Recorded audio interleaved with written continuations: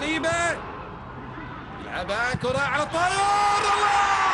قحطاني اختصر في جراديندونيا. شوف اللعبة على طول في لمسة كانت على الطاير. شوف اللعبة من عبد عطيف إلى القحطاني، ما سكنها إلا بالشبك، الشبك اللي سكنه، وبالتالي هو ابراهيم غالب يلعب له كرة في الامام، يوفي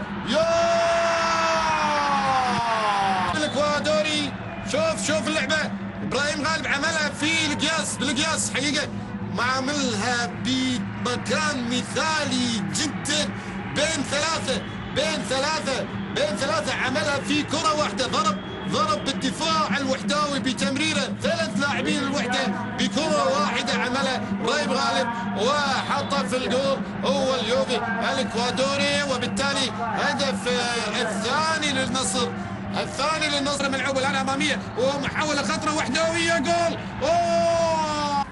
الاول ويقلص الفارق في لعبة.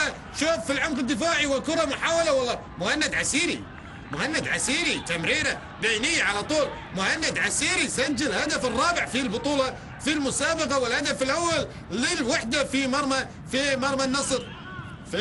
مرمى النصر، وبالتالي هدف تقليص الفارق الآن في موقف تماس عباس صاحب الهدف الثالث والاطمئناني بالنسبة لنادي النصر. لكن هكذا بدأت وهكذا انتهت قصة الهدف الثالث التي أتت من التمريرة الساحرة